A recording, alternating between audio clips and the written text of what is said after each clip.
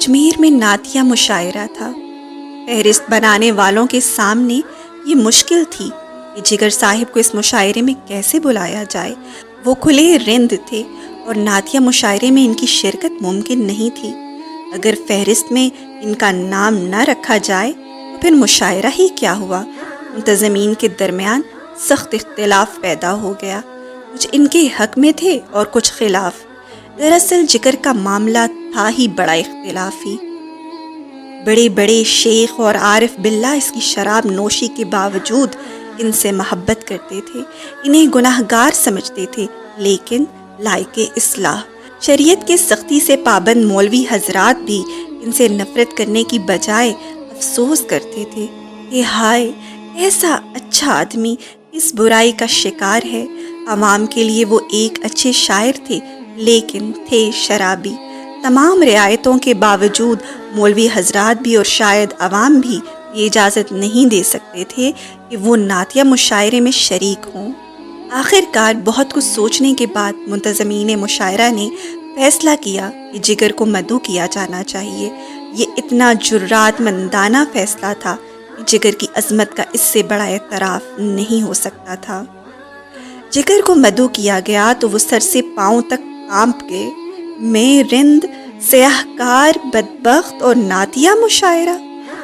نہیں صاحب نہیں۔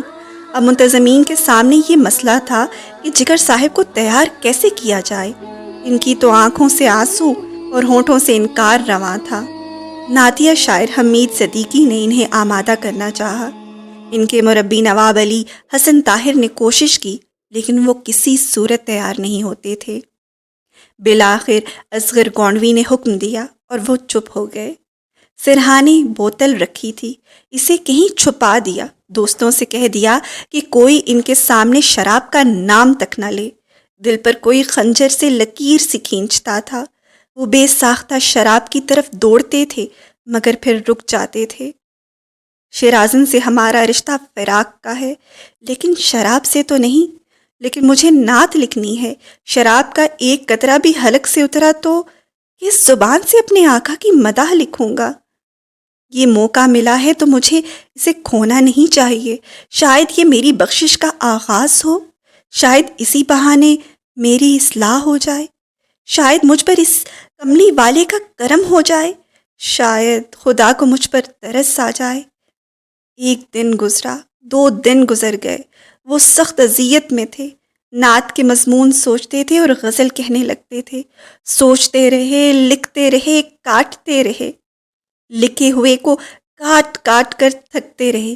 آخر ایک دن نعت کا مطلع ہو گیا، پھر ایک شعر ہوا، پھر تو جیسے بارش انوار ہو گئی۔ نعت مکمل ہوئی تو انہوں نے سجدہ شکر ادا کیا۔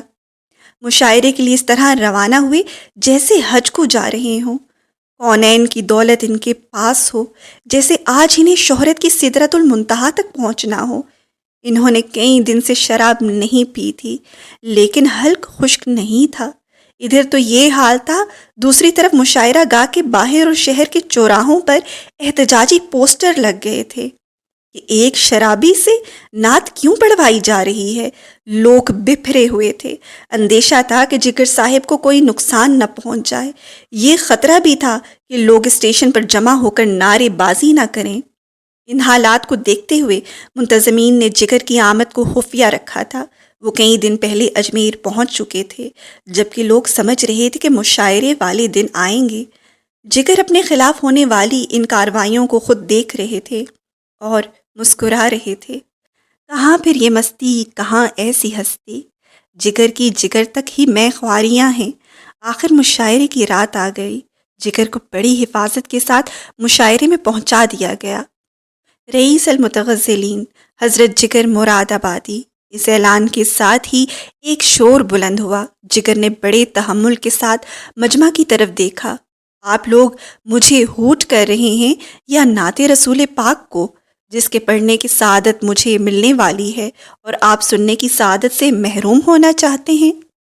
شور کو جیسے سانپ سونگھ گیا۔ بس یہی وہ وقفہ تھا جب جگر کے ٹوٹے ہوئے دل سے یہ صدا نکلی ہے، ایک رند ہے اور مدحت سلطان مدینہ۔ ہاں کوئی نظر رحمت سلطان مدینہ؟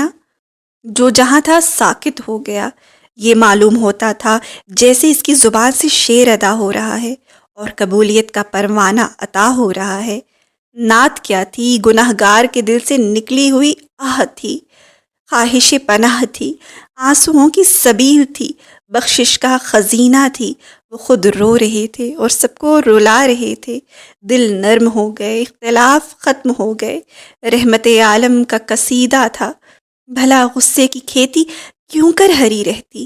یہ نعت اس شخص نے کہی نہیں ہے، اس سے کہلوائی گئی ہے۔ مشاعرے کے بعد سب کی زبان پر یہی بات تھی۔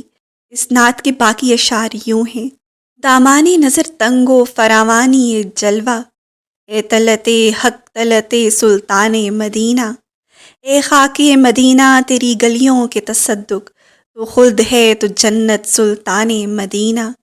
اس طرح کہ ہر سانس ہو مصروف عبادت، دیکھوں میں در دولت سلطان مدینہ، دیکھوں میں در دولت سلطان مدینہ۔ ایک ننگے غم عشق بھی ہے منتظر دید، صدقے تیرے اے صورت سلطان مدینہ۔ کونین کا غم یاد خدا اور شفاعت، کونین کا غم یاد خدا اور شفاعت، دولت ہے یہی دولت سلطان مدینہ، دولت ہے یہی دولت سلطان مدینہ۔ ظاہر میں غریب الغربا، پھر بھی یہ عالم شاہوں سے سوا ستوت سلطان مدینہ۔